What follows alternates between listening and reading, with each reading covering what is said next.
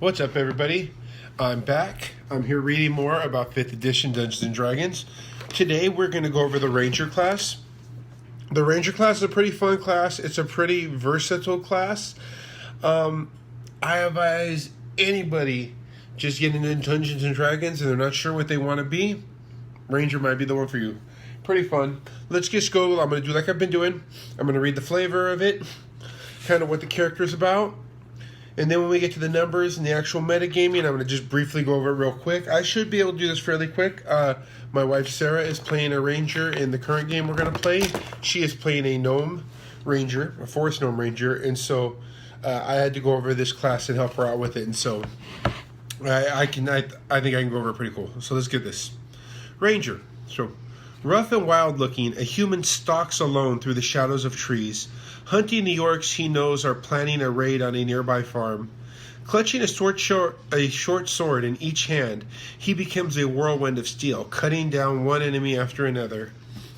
After tumbling away from a cone of freezing air, an elf finds her feet and draws back her bow to loose an arrow at the white dragon, shrugging off the wave of fear that emanates from the dragon like the cold of its breath.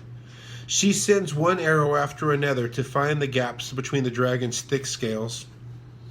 Holding his hands high, a high elf whistles to the hawk that circles above him, calling the bird back to his side. Whispering instructions in Elvish, he points to the owlbear he's been tracking and sends the hawk to distract the creature while he readies his bow. Far from the bustle of the cities and towns, past the hedges that shelter the most distant farms from the terrors of the wild, amid the dense packed trees of trackless forests and across wide and empty plains, rangers keep their unending watch. Sorry.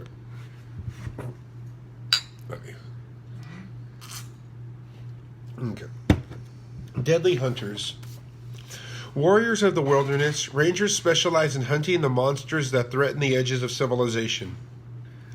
Humanoid raiders, rampaging beasts, and monstrosities, terrible giants, and deadly dragons. They learn to track their quarry as a predator does, moving stealthily through the quarry as... I read that. They learn to track their quarry as a predator does, moving stealthily through the wilds as hiding themselves in brush and rubble. Rangers focus their combat training on techniques that are particularly useful against their specific favored foes. Excuse me, one more. Okay.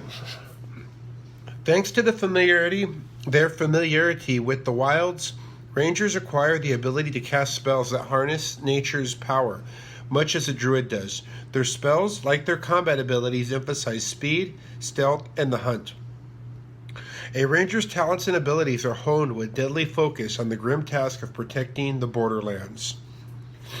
Though a ranger might make a living as a hunter, a guide, or a tracker, a ranger's true calling is to defend the outskirts of civilization from the ravages of monsters and humanoid hordes that press in from the wild. In some places, rangers gather in secretive orders or join forces with druidic circles. Many rangers, though, are independent, almost to a fault, knowing that when a dragon or a band of orcs attacks, a ranger might be the first and possibly the last line of defense. This fierce independence makes rangers well suited to adventuring, since they are accustomed to life far from the comforts of a dry bed and a hot bath. Faced with city-bred adventurers who grouse and whine about the hardships of the wild, rangers respond with some mixture of amusement, frustration, and compassion. But they quickly learn that other adventurers who can carry their own weight in a fight against civilization's foes are worth an extra burden. Coddled city folk might not know how to feed themselves or find fresh water in the wilds, but they make up for it in other ways. So, creating a ranger. As you create your character, consider the nature of the training that gave you your particular abilities. Did you train with a single mentor, wandering the wilds together until you mastered the ranger's ways? Did you leave your apprenticeship?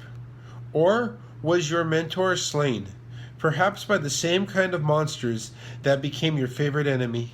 Or perhaps you learned your skills as a part of a band of rangers affiliated with a druidic circle, trained in mystic paths as well as wilderness lore. You might be self-taught, a recluse who learned about combat skills, tracking, and even a magical connection to nature through the necessity of surviving in the wilds. What's the source of your particular hatred of a certain kind of enemy? Did you kill someone? Did a monster kill someone you loved or destroy your home village? Or did you see too much of the destruction these monsters cause and commit yourself to remaining in their depredations? Is your adventuring career a continuation of your work in protecting the borderlands or a significant change? What made you join up with a band of adventurers? Do you find it challenging to teach new allies the ways of the wild?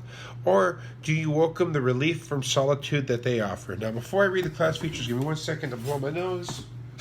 If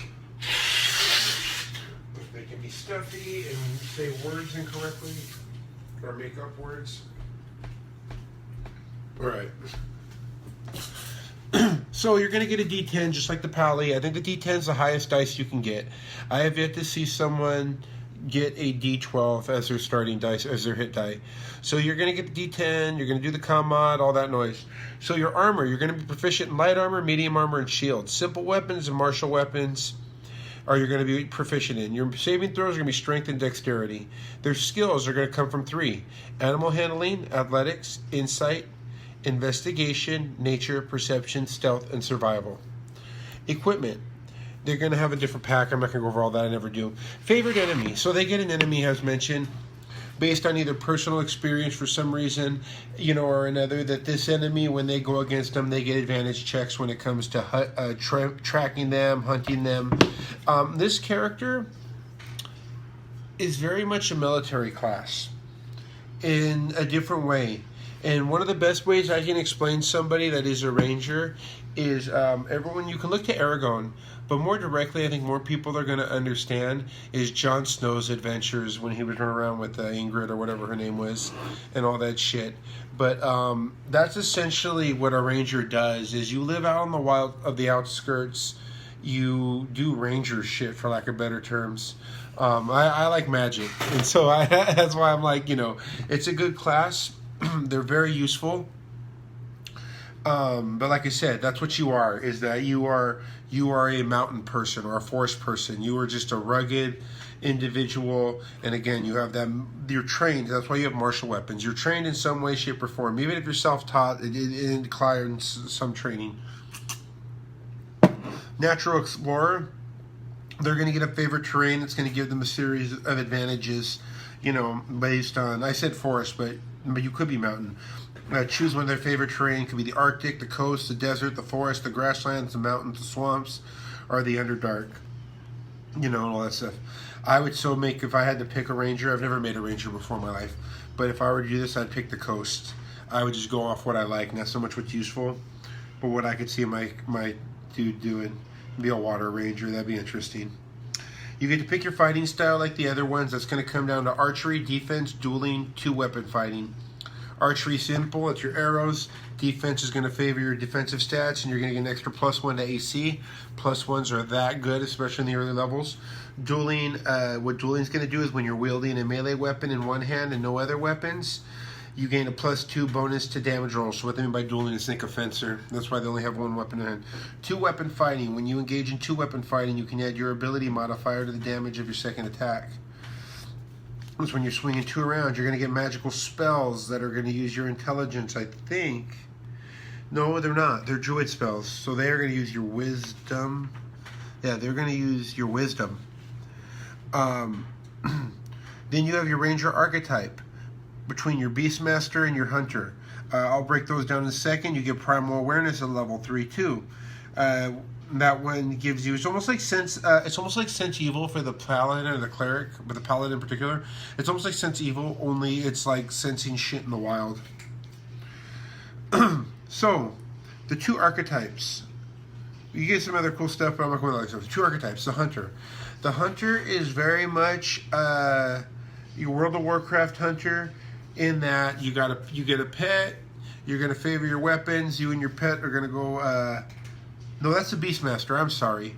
The Beastmaster is very much like your World of Warcraft hunter. And the Beastmaster gets a pet, it gets a bunch of cool stuff like that.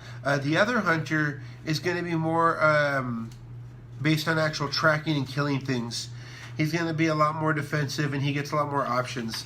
I think the Beastmaster sounds more fun. But again, I'm somebody that if I were to want to do these things that this hunter does, I'd pick a rogue. But then again, I guess the rogue is the equivalent of what the hunter is to the forest, the rogue is to the city. We'll see. We're going to read about the rogue tomorrow. I'll have lots of cool stuff to say about that. I think the Hunter Ranger is a very straightforward class. You get a lot of cool things. You get a lot of cool skills. For me personally, I like magic. I not just magic. I like the flavor of things. But I think the Ranger is cool because of how straightforward they play and the things that they do. And they're definitely someone you want in a party. There's certain classes that your party is just better for having one of them in it. The Ranger is one of those classes. The Paladin is one of those classes. The Cleric is one of those classes. Wizards, you know, there's so many different types of casters now, from the Bard to the Druid to the Sorcerer to just little off stuff, that Wizards are useful if you get someone really committed to being a Wizard.